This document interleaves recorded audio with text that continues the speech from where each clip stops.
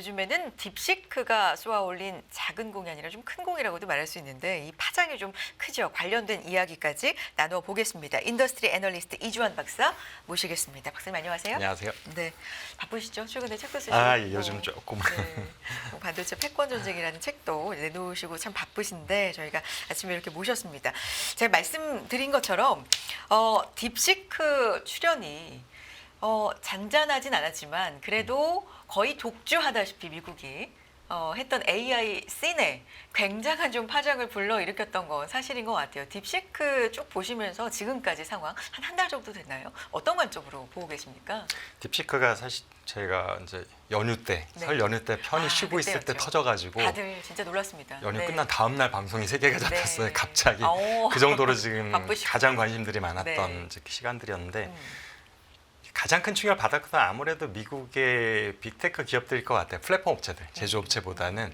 왜냐하면 빅테크에서 아론이라는 게 결국엔 뛰어난 알고리즘을 저가로 구축했다라는 게 충격이었었고, 그래서 결국에는 한국 기업들은 이제 반도체 제조업 입장에서 영향이 어떨 것이냐가 궁금하겠지만 충격의 파장이 누가 클 거냐 하면 결국에는 미국의 빅테크 기업들이 가장 크다고 생각이 되고 있고, 그래서 결국에는 뭐 성능에 대해서는 대부분 다 인정을 하는 것 같아요. 더 우수하다라는 얘기는 아니지만 네. 생각지도 못했던 중국은 별로 우리가 경쟁자로 신경 안 썼는데 이 정도 가성비 좋은 제품을 내놓을 수 있어라는 게 충격이었던 것 같고, 그리고 심지어는 이제 앞으로 어떻게 될지 좀 지켜봐야 되겠지만 백악관의 반응도 재미있었어요. 네. 그거 나오는 순간 거기에 대해서 뭐 가짜야 이런 얘기도 아니고 특유의 그런 센 발언도 아니고 뭐 대단해 이런 발언도 물론 아니고 재미있다 그런 표현 많이 쓰거든요. 흥미롭다. 그리고 산업 전반에는 뭐 경쟁이라는 측면에서 긍정적인 일이다라는 표현까지도 좀 나왔던 네, 맞습니다. 거 보면 그래서 지금 보면은 결국에는 AI 시장이 확대가 돼야지만 뭐 HBM 판매라는 한국 기업들도 마찬가지고 서비스라는 뭐 네이버나 카카오도 마찬가지고 이제 전반의 저변이 확대될 수 있는 건데 지금 작년까지는 몇몇 기업들 독주였잖아요. 네. 소프트웨어 쪽에서는 오픈 AI, 하드웨어 쪽에서는 엔비디아 독주가 되다 보니까 이게 원래 어느 시장이든지 특히 IT 시장은 그런 경향이 큰데 어떤 기업이 독점에서 시작이 돼요. 어떤 시장이든지 처음에는 그 상태에서 시장이 빠르게 성장을 못합니다. 볼륨이 커지기는 힘들어요. 그러다 이제 경쟁자들이 많아지고 플레이어들이 많이 참여를 하게 되면서 그러면 이제 독점의 지위는 조금씩 약해지죠. 그러니까 수익률이랄까 이런 것들은 그렇지만 볼륨으로 보면 시장은 더 빠르게 성장해 갈 수 있어서 중장기적으로 그 생태계에 연결되어 있는 모든 기업들이 이제 파이가 커지는 효과가 나타나는 건데 이제 딥시크의 등장에 그런 초반에 약간 가속화를 시킬 수 있는 그런 역할을 했다고 저는 보고 있고요. 그래서 전반적으로 타격을 받는 기업들은 분명히 있지만 AI 시장 전체를 공급망 전체로 봤을 때에는 긍정적인 하나의 모멘텀이 될 수 있다고 저는 보고 있습니다. 얼마 전에 이제 딥시크가 그런데 비장의 무기는 아직 안 꺼냈다. 이게 이제 박사님 의견이신지 어디서 들으신 내용인지는 모르겠습니다. 이제 말씀해 주실 텐데 그 비장의 무기가 뭔지도 좀 궁금한 거고 딥시크가 딥시크가 좀 큰 그림을 그리고 있다는 거죠. 지금 우리가 보고 있는 거 외에도. 제가 사실은 이제 아마도 얼마 전에 이제 저녁 방송에서 아마 얘기를 했던 것 같고 그때 사실은 제가 분석을 직접 했다기보다는 저도 이제 방송국에서 많은 전문가들 만나다 보니까 AI 진짜 찐 전문가분하고 만나서 얘기를 해보니까 뭐 이렇게 금방 차단당하고 오픈소스를 해서 수익도 없는데 딥시크가 왜 이걸 했느냐라 이런 질문들을 막 나오니까 사실은 딥시크가 보여줄 수 있는 전부를 보여준 게 아니다라고 생각을 하시더라고요. 그분에서는. 그러면서 이걸로 본인의 어떤 역량을 보여주고 그로 인해서 저변을 확대하는 효과. 이제 오픈소스라는 것들은 약간 딥시크 진영의 많은 플레이어들, 그다음 특히 앱 개발자들을 끌어들일 수 있는 요인이 분명히 있으니까요. 그래서 생태계를 확보하기 위한 하나의 노림수인 거고 정말 수익 모델은 아마 B2B로 시작이 되겠죠. 그래서 그런 부분에 대해서는 솔루션은 어느 정도 준비되어 있지만 아직까지 그것들을 한번 보여주지 않은 상태일 것 같다. 그래서 그러면 요약하면 B2C로 우리 이 정도야라는 걸 일단 경험해 보게 하고 빵 보여주고 그렇죠. 사실 정말 노리는 건 B2B로 노리는 큰 그림이다. 이제 그렇게 이제 그 부분은 분석을 하셨었고, 근데 생각해 보면은 어느 정도 리즈너블 하다 보는 게 현재로서는 딥시크라는 기업이 돈을 벌을 수 있는 게 아무것도 없는 거잖아요. 무료로 앱 배포하고 무료로 서비스를 제공하고 있고 심지어 오픈소스를 했다는 얘기는 누구든지 그걸 이용해가지고 또 다른 자기의 솔루션을 만들 수 있다는 어떻게 보면 대부분의 기업들이 숨기고 싶어하는 부분들 공개해버리면서 과거에 오픈소스로 안 했던 선두주자들 오픈 AI를 포함한 기업들이 할 수 없이 따라갈 수밖에 없도록 만들어버리는 거예요. 추론 과정을 이전에 전혀 오픈하지 않았었는데 딥시크가 추론 과정을 오픈해버리니까 그렇다 보니까 오픈 AI를 따라서 일부 추론 과정을 또 오픈하는 과정. 이렇게 되면 사용자 입장과 그 개발자들의 입장에서 굉장히 좋은 시점이 되고 이것이 어떻게 보면 AI 시장 전체를 정말 파급시키는 효과, 전파시키는 효과에 가장 큰 영향이 저는 오픈 소스라고 생각이 되고 있고요. 그런 면에 있어서 이렇게 한 이유가 뭐냐? 본인한테 돈이 안 되는데 진짜 돈 벌 거는 분명히 숨겨놓은 뭔가 히든카가 있기 때문에 이렇게 한 것 같다라는 것들 얘기를 나눴었고 그래서 저도 어느 상당 부분 공감이 됐었기 때문에 이제 방송에서 저도 언급을 했었습니다.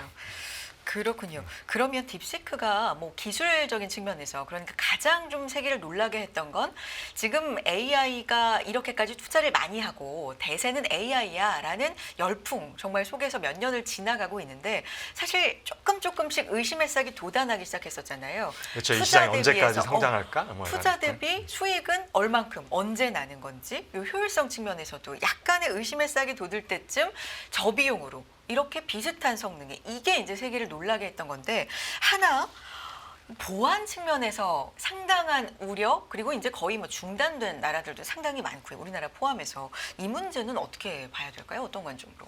지금 가장 우려가 되는 네. 것들이 모든 사용자의 데이터, 심지어는 일반적으로 다른 이제 어떤 그런 오픈소스 아니더라도 네. 서비스 업자들이 하지 않는 사용자의 뭐 패턴 같은 것까지도 다 수집을 한다. 근데 그게 다 중국에 있는 본사에 있는 서버로 다 들어간다라는 것이 네. 우려 사항이었고 너무 개인정보가 많이 노출된다라는 거죠. 이게 나중에 어떤 부메랑이 될지 알 수가 없으니까 각국에서는 일단 차단하는 상황인 거고 그래서 뭐 한국을 포함해서 거의 대부분 우리가 들을 수 있는 주변의 나라들은 이미 공공기관부터 시작해서 우리나라 이제 일반까지 다 차단된 사정이에요. 아니 뭐 최근에서. 알려진 얘기로는 이렇게 우리가 뭐 버튼을 누를 때 그 개인마다 압력이라든지 이런 부분들이 미세하게 다를 거 아니에요. 그런 것까지도 수집을 한다. 뭐 이런 얘기가 어떻게 있어요. 보면은 네. 우리가 도어락을 네. 보면은 버튼마다 높이가 틀리거든요. 네. 이런 것들을 분석해서 비밀번호 알아낼 수 있잖아요.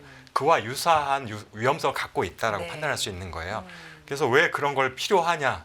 그렇지 않더라도 서비스는 할 수 있는데라는 것들이 이제 불만 사항인 거고 네. 심지어는 그게 어떤 그런 서비스를 받는 곳에 나라에 저장되는 것도 아니라 본사에 중국에다 저장된다는 거. 그런 그럼 나중에 부분도. 그게 어떻게 사용될지 네. 알 수 없다라는 것들이 사실은 리즈너블한 어쨌든 공격 포인트들이고 그 부분에 대해서 아직까지는 해결된 솔루션을 이제 제공하지는 않았기 때문에 한동안은 이 부분에 대해서는 좀 우리가 모니터링 해야 될 것 같습니다. 이런 가운데 AI 검색 스타트업이죠. 퍼플렉시티. 이 딥시크 R1을 오픈 소스로 공개했다라는 소식 최근에 이제 전해졌는데 이게 시장에 가는 의미는 뭔가요, 박사님? 오픈 소스라는 네. 것 자체가 사실은 이거를 사용한 제2, 제3의 네, 활용자들이 나오기를 원한다라는 것들을 간접적으로 이미 어나운스를 한 거고요. 그런 것들이 결국에 중국일 수도 있고 뭐 미국일 수도 있고 그런 소프트웨어 업체들이 이제 참여를 유도하는 건데 지금 말씀하셨던 포인트는 원래 아론을 사용해 전문가들 분석을 보면은 중국과 관련된 것들 예민한 것들을 물어보면은 답을 하지 않는 이런 것들. 그 얘기는 천안문 다 사건이- 검열을 받고 네네네, 있다는 네. 얘기인데 그걸 회피할 수 있는 네. 솔루션을 제공했다는 거고 이렇게 되면은 사실은 원래 딥시크가 본인의 갖고 있었던 오리지널티를 뺏기면서 사용자들은 딥시크를 사용하는 것이 아니라 중국 검열을 피할 수 있는 다른 회사의 솔루션들을 사용할 가능성이 높아지는 거잖아요. 그래서 이런 위협성들을 모르지는 않았을 것 같아요. 당연히 가능하다고 보고 있는데도 그거를 오픈했다라는 것들이 과연 이 부분이 지금 그 사전에 중국 당국하고 어느 정도 합의가 된 상황인지에 대해서 저는 좀 궁금증이 있긴 하고요. 이렇게 됐을 때 점점 더 그럼 비즈니스 모델이 뭐냐 궁금해지는 거죠. 남 좋은 일만 시키는 것이 아니냐. 그래서 물론 AI 시장을 확대하는 데 기여했지만 기업이라는 것들은 영리단체이기 때문에 그렇죠. 무언가 자기가 네. 수익원이 생기지 않으면 네. 의미가 없고 네. 이런 면에 있어서 현재로서는 딥시크의 진정한 노림수가 뭔지에 대해서 우리가 조금 사실은 혼동되는 포인트가 있긴 합니다. 근데 미국의 그런 스타트업의 것들을 염두에 두고도 분명히 오픈소스를 했다라는 건 분명하고요. 그 정도도 모르지는 않을 테니까 그래서 진정한 노림수가 좀 더 혼동된 상황이어서 이후에 내놓는 제품 서비스가 무엇인지 그걸 가지고 어느 정도의 퀄리티로 누구를 대상으로 타겟팅해가 마케팅을 하는지를 지켜보면 어떤 앞에 했었던 그들의 모든 액션들이 조금 더 이해될 수 있지 않나 생각하고 있습니다. 혹시 그 진정한 노림수에 대해서 박사님이 나름대로 뭐 추측하시는 부분이 현재로서 좀 있을까요? 그런데 결국에는 네. 중국의 지금 우리가 그 플랫폼 업체라든지 이런 소프트웨어 서비스 업체들은 중국 당국의 검열에서 자유로울 수가 없다라는 한계를 분명히 갖고 있어요. 근데 결국엔 딥시크도 그 한계 속에서 이루어지는 건데 아무리 기술력이 좋고 저변을 확대하고 생태를 만들었다 하더라도 각국 정부에서 그냥 차단해버리면 의미가 없어지고 중국 내수용밖에 안 되는 위험성 한 대씩 갖고 있거든요. 그래서 이게 결국에는 중국 내수를 확대하기 위한 하나의 어떤 작전인데 그냥 겉으로 쇼잉만 한 것인지 아니면 뭔가 중국 당국과 사전에 협의점, 그러니까 중간에 타협점을 마련했던 것인지 아니면은 외부의 어떤 그런 오픈소스 정책으로 다 하더라도 중국에서 허가를 받을 수 있는 뭔가 자신감이 있는 건지 이 부분에 대해서는 사실은 저도 확실하게는 아직은 알기 어렵고요. 아마 올 상반기 넘어갈 때쯤 돼 보면은 향후 행보를 통해 가지고 분석이 가능할 것 같습니다. 중국의 최근의 흐름을 보면 이 딥시크뿐만 아니라 뒤에 지금 줄 서 있는 이런 비슷한 업체들이 상당히 많다. 이런 보도들도 좀 쏟아지더라고요. 뭐 기억나는 이름 중에 문샷이라는 기업도 있었고 이런 관련된 기업들이 많다. 그러니까 중국이 이 반도체, 특히 AI, 첨단 기술 쪽에 그동안 상당한 공을 들여왔다라는 어떤 결과물이 하나, 둘 이제는 나오는 겁니까? 우리가 그동안 중국의 반도체 굵게 할 때 신경 썼던 부분들은 이제 제조업 파트였었거든요. 그렇죠. 하드웨어. 그래서 네. 소프트웨어 파워에 대해서는 별로 생각을 안 했었던 부분인데 지금 말씀하신 것처럼 지금 언론에 나오는 것만 하더라도 네. 굉장히 많은 복수, 10자리, 2자리가 뭐 넘어가는 10개 수의 기업들이 넘게. 언급이 네. 되고 있고 네. 심지어 자사 그 기업들의 주장에 의하면 딥시크보다 우리가 훨씬 더 그러니까요. 우월하다. 네. 그다음에 또 최근에는 중소기업, 스타트업도 아니고 애플이 중국에서 발매하는 스마트폰에 들어갈 AI 버전, 인텔리전트 AI 버전을 딥시크 것도 아니고 기존의 다른 미국 기업들도 아니고 알리바바를 선택했다는 얘기가 나왔었거든요. 알리바바 같은 대기업의 이미 AI 능력도 상당한 수준에 올랐다는 걸 얘기할 수 있고 딥시크도 우리가 테스트 해봤는데 알리바바가 우수했다라는 결론이었어요. 그런 얘기는 그런 대기업들이 또 서너 개 이상 되잖아요. 우리가 이름만 대면 알 수 있는 기업들이. 그래서 소프트웨어 역량들 우리 생각 이상으로 지금 커져 있었고 제조 부분은 지금 미국에서 굉장히 많이 막아주고 있잖아요. 이제 반도체를 정말 아주 미세 공정을 만들 수 있는 EUV 장비 같은 것 자체 반입을 원천적으로 막고 있어서 그런 부분들에 대해서 아마 중국의 제조 쪽에서는 막혔지만 소프트웨어 쪽에는 사실상 아직까지 딱히 장벽이 없는 상태여서 이런 부분에서 제가 이제 갖게 되는 생각은 미국이 그럼 중국의 소프트웨어 파워에 강해지는 것들을 어떤 방식으로 과연 제어할 것이냐 막을 수 있는 방법이 존재하기는 할까라는 부분. 왜냐하면 이거 국경도 없는 거고 소프트웨어 파워들은. 그다음에 전 세계 한 100개 정도의 공대 위주에서 순위를 먹여보면 네. 상당히 많은 숫자의 공대들이 중국에 있는 학교들이거든요. 이게 많이 올라간 거라면서요. 네. 상당히 많이 지금 상위권으로 그러니까요. 단계가 올라가고 있고 믿을 수 있는지 모르겠지만 탑 10 중에 5개가 중국이다라는 발표도 제가 최근에 네네. 봤었습니다. 그래서 한국하고 이게 비교가 자꾸 되더라고요. 한국은 그 훌륭한 이공계로 가야 될 학생들이 다 의사가 네, 되겠다고 네. 의료계를 뺏기고 그러다 보니까 지금 중국하고 너무 비교가 되고 부러운 측면도 있고요. 저도 역시 약간 이공계 출신으로서 야 중국의 저런 파워가 한 10년 지속된다라면 이거 정말 미국이나 한국은 발 아래로 볼 수 있는 시대가 올 수 있지 않을까라는 우려도 좀 생기더라고요. 어제 이런 보도가 있었어요. 이제 한국형 챗 GPT를 개발한다. 그러니까 최정의 AI 팀, 뭐 국대팀을 지금 뽑아가지고 우리도 몇 년 안에 만든다. 뭐 월드 베스트 LLM 대형 언어 모델 개발하는데 이제 박차를 가는다 이런 얘기가 있었는데 물론 지금이라도 해야 되겠지만 조금 늦었다라는 생각을 현장에서도 좀 지우실 수는 없겠어요. 근데 저는 네. 사실은 긍정적으로 보세요. 제조업이라는 거는 어. 시간이 분명히 필요합니다. 아, 일단은 공정 기술 익숙해야 되고 또 장비를 설치해야 되고 그걸 구축하고 네. 그걸 또 안정적인 단계까지 오기까지 시간이 걸리는데 저는 소프트웨어는 한 사람의 천재가 등장하면 언제든지 뒤엎을 수 있다고 생각이 되거든요. 그래서 사실 알고리즘을 짠다라는 게 어마무시한 시간이 인풋이 돼야 된다기보다는 얼마나 창의적인 아이디어로 접근하냐에 따라서 구체적으로 또 컴퓨터 에이드를 받아서 하는 거거든요. 소프트웨어 그러니까 코딩을 하는 것들도. 그래서 충분히 맨파워로 할 수 있는 부분인데 그래서 한국에 근데 그런 소프트웨어 파워가 강한 인재들을 양성할 수 있는 시스템이 구축돼 있느냐고 생각하면 약하다라는 게 현실인 건 맞고요. 그럼에도 불구하고 소수의 엘리트가 천재가 등장해주면 언제든지 가능한 게 제조업과 틀리다라는 거라는 건 생각을 갖고 있습니다. 그렇군요. 또 제조업은 일정 시간이 분명히 이제 투여돼야 그렇죠. 되는 게 있는데 자본의 투입도 필요한 부분이 네. 분명히 있고요. 소프트웨어도 물론 시간이 필요하긴 하지만 제조업에 비해서는 말씀하신 약간 극단적 표현이면 한 명의 천재가 맞습니다. 순식간에 좀 바꿀 수도 있다. 그렇군요. 좀 기대를 해보고 싶습니다. 네. 그러면 전반적으로 이제 종합적으로 딥시크에 대해서 뭐 짧은 시간에 좀 얘기를 해봤는데 전반적으로 반도체 업종에는 어떤 영향을 줄까요? 앞으로는? 박사님 어떻게 보십니까? 그러니까 AI 네. 시장의 확대와 더불어서 이제 제조업들도 영향을 받게 되는 거고 지금 독과점 시장에서 좋은 점 뭐냐면 이제 SK 하이닉스가 가장 대표적인 예인데 그렇죠. 이제 지금 한국 기업들이 참여하는 거는 HBM밖에 없는 거잖아요. 네. 나머지 부분은 다 TSMC나 소프트웨어 파워를 가진 팹리스 기업들이 가져가는 건데 그러면서 이제 하이닉스가 어떻게 보면은 가장 탑 클래스의 독과점의 한 포션을 갖고 있는 건데 이 상태에서 좋은 점은 수익성이 높아요. 독점이니까 높은 가격을 내가 매기도록 다 사주기 때문에 그런데 매출 성장세는 한계가 있는 거죠. 규모의 성장이 되는 데는. 근데 이것이 만약에 플레이어 수가 많아지고 이제 중저가 라인업으로 확대가 되게 되면 딥시크의 등장이 그런 트리거 역할을 해주는 거잖아요. 아주 비싸지 않은 칩을 가지고도 이 정도 퍼포먼스를 낼 수 있는 알고리즘을 짤 수 있다는 얘기이기 때문에 그렇게 되면 이제 반도체 기업 입장에서 보면 시장이 확대되고 고객의 수가 많아지는 효과는 있지만 칩 하나의 마진은 낮아지는 건 감수해야 되는 겁니다. 왜냐하면 이제 고마진 제품이 아니어도 구축할 수 있다는 것을 알게 됐기 때문에 그럼 나 비싼 HBM 대신에 GDDR 가지고 만들 거야라고 해보면 마진율이 현재 영업이익률이 50%였던 것이 10%로 네. 뚝 떨어지는 효과는 있지만 대신에 이제 볼륨 증가 효과로 이익의 전체 규모를 이제 키워나가면 되는 거거든요. 그것도 물론 경쟁력을 가진 기업 몇 개에 한정되는 거지만 그래서 반도체 시장 전체를 보면은 이제 영업이익률이 낮아지더라도 볼륨에 우리가 이제 더 집중해야 되는 시대가 온 것이고 그 볼륨이 커지려면 고객의 수가 많아야 되는 거죠. 한 기업의 고객에 올인해서는 안 되는 시점이 됐다. 그래서 얼마나 다양한 고객을 확보하느냐가 이제는 관건인 것 같습니다. 알겠습니다. 반도체 관련돼서 또 최근에 이 낸드 가격에 대해서 조금 변화가 감지된다. 이런 분석들이 좀 쏟아지고 있는데 어떻게 보시는지 궁금하네요. 디램하고 네. 낸드하고 사실 작년 9월 이후로 네. 가격 하락이 계속되고 있어요. 맞아요. 거의 4개월, 5개월 네. 이상을.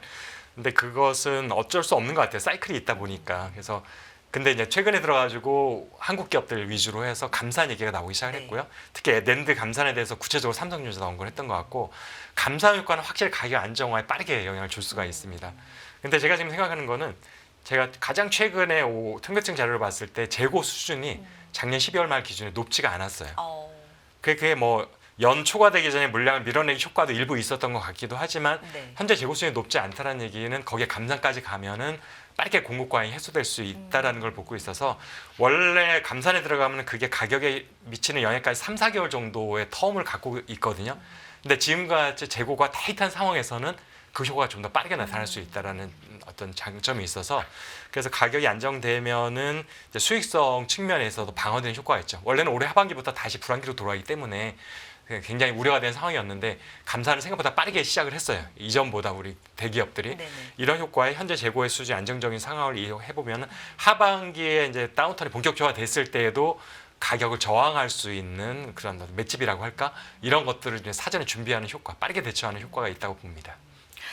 그렇군요. 이제 다음 내용은 어떤 지금 섹터도 물론 뭐 관세 안정지대라고 우리가 표현하는 그런 일부 섹터 제외하고는 어떤 섹터도 좀 긴장의 끈을 놓을 수 없는 트럼프 대통령의 관세 얘기 좀 해보겠습니다. 시간표가 앞당겨질 가능성 어제 이제 트럼프 대통령 입을 통해서 나왔고 한 달 내 혹은 더 일찍 차량 반도체, 차 그리고 반도체에 대해서 관세를 발표하겠다. 한 달 내 공개하겠다. 영향 어떻게 보십니까? 원래 4월 3일 얘기했다가 지금 막 당겨진 맞아요. 거잖아요. 3월 중. 한 달이면 네. 3월 중이 된다는 네. 얘기고 근데 저희가 사실은 작년부터 이미 분석을 많이 해봤는데 한국의 수출에서 진짜 타격을 많이 받는 거 말씀하셨는데 자동차하고 자동차 부품이고요. 반도체는 사실상 그렇게 큰 타격은 없습니다. 그래요? 왜냐하면 지금 무역협회에서 최근에 뭐 반도체 수출 중에 비중이 뭐 7.5%고 네. 금액이 뭐 네. 15조 원 된다고 하는데 저도 분석을 해봤어요 나름대로. 근데 아마도 무역협회에서는 어쨌든 트럼프의 관세 장벽에 대해서 뭔가 좀 경각심을 주기 위한 어떤 의도도 있다고 좀 보여지긴 하지만 국제 무역 표준대로 했을 때의 그 수치는 사실은 받아들일 수 없는 통계치고요. 지금 제가 최근에 해보면 우리의 수출 중에서 미국의 비중이 1.4%입니다. 작년 말 기준으로 했을 때 7.5%라는 수치가 나오려면은 디램 모듈이라는 걸 포함시키면 그렇게 올라가요. 디램 모듈의 50%가 미국으로 수출이 되거든요. 디램 모듈이라는 건 컴퓨터 뭐 부품이죠. 컴퓨터 네네네. 부품이라서 코드로 네. 보면은 반도체 코드가 아닌 거예요. 어, 그래서 우리가 만약에 보편적 관세로 간다면 어차피 반도체는 아니야 의미가 없어지는 그렇죠. 건데 반도체라고 하게 되면 기본적으로 국가전에 하면은 세 분류까지 가서 하나하나 끄집어내서 하는 건 아니고 대분류에서 모듈은 빠지는 거구나. 대분류에서 때릴 거예요. 그러면 네. HS 그러니까 8542라는 게 반도체 코드인데 그 코드로 때리면 그 하위에 있는 모든 제품이 묶이는 건데 디램 모듈은 코드 자체가 아예 달라요. 그래서 관세 대상에서 빠져버리는 거죠. 네. 그래서 관세가 문제가 없어지는 거라서 사실 그 수치를 우리가 너무 걱정할 필요는 없을 것 같고 우리의 수출 중에서 반도체 수출 중에서 미국 비중이 1.4%가 맞고 금액으로는 1조 원이 조금 넘는 수준입니다. 그래서 그거보다 제가 근데 우려는 해요. 네. 중국에 때리는 관세 때문에. 그러니까 중국에 대해서 현재 관세에서 보편적 관세로 10% 포인트를 전반적으로 다 추가로 한다고 하면 그러니까 우리의 반도체를 수입해서 중국 기업들이 PC나 뭐 노트북이나 휴대폰을 만들어서 미국으로 팔잖아요. 네. 이 수출량이 감소할 수 있죠. 충분히. 그렇게 되면 한국의 반도체를 수입하는 양이 줄어들 거고요. 그게 이제 한국의 반도체 수출에 영향을 미치는 거예요. 대중 수출에 영향을 미치는 게 저는 클 수 있다고 보고 있어서 그러니까 미국의 관세 정책에 직접적인 대미 수출보다 대중 수출 쪽에 좀 더 우려를 하고 있습니다. 지금 약간 좀 그 수치상 아까 말씀해주신 그 컴퓨터 부품 모듈 그쪽이 포함이 됐기 때문에 약간 좀 피해 금액 산정이 과장된 측면이 맞습니다. 있는 것 같다라는 예, 말씀이시고 실제로 10분의 1 정도라고 네, 저는 보고 있습니다. 아, 거기에 플러스 대중 수출 쪽으로는 좀 걱정이 그쪽이 오히려 있다. 좀 크다고 저는 보고 있어요. 알겠습니다. 자, 삼성전자 얘기로 이어가 보겠습니다. 최근에 보면 그래도 자사주 매입 뭐 비슷한 금액에 이제 비슷한 양의 소각 이런 소식도 호재로 작용하고 있고 반도체 칩스법 이런 거 통과 여러 가지로 호재가 그래도 좀 많이 작용을 하고 있는 것 같은데 삼성전자 6만 전자 얘기 좀 나오고 있습니다. 어떻게 보십니까? 주가 흐름은? 이게 5만 1,000원까지 떨어졌다가 5만 네. 5천원까지 오는 과정에서는 네. 사실은 개인 매수 위주로 사실은 맞아요. 삼성전자 주가 올랐는데 이번 주 들어서 조금 양상이 네. 3거래일 연속 외국인이 매수 네. 순매수였었거든요. 근데 이 부분이 약간 고객들의 패턴에서 변화가 좀 감지가 되긴 하는데 이게 이제 지속될지 여부는 우리가 조금 더 오늘 장부터 좀 지켜봐야 될 건 상황이긴 한데 어쨌든 삼성전자가 바닥권이 사실은 5만 밑으로 안 갈 것 같다는 공감대는 있는 것 같아요. 국내 투자자든 해외 투자자든. 그래서 어쨌든 단기간으로 보면 하이닉스보다 상승률이 더 높은 상황이었었잖아요. 최근 몇 거래를 네네. 보면은 이제 그런 것들이 이제 공감대가 있긴 한 것 같은데, 근데 궁극적으로 6만을 넘어서 7만, 8만으로 지속적인 성장 상승세 이어질지 여부는 결국엔 현재 삼성전자 갖고 있는 근원적인 모든 문제들에 대해서 우려감이 해소가 되어야지만 가능하지 않을까 생각이 되고 있고, 이제 그 중에 하나는 HBM 부분이 있고 DRAM 5세대, 6세대 이 부분이 하나 있는 거고, 파운더리 부분이 있는데 현 시점에서는 이 세 개 중에 어느 것 하나 상반기 내에 확실하게 해결될 거다라는 조짐 보이지 않고 있어요. 그래서 올 연말까지는 계속 이것이 어떤 우려 포인트로 남아 있을 것 같고, 그런 면에 있어서 일시적인 상승이 있더라도 계속 올라갈 거라는 기대를 갖기는 아직은 조금 저희가 좀 보수적으로 접근해야 되지 않을까 말씀드리고 싶습니다.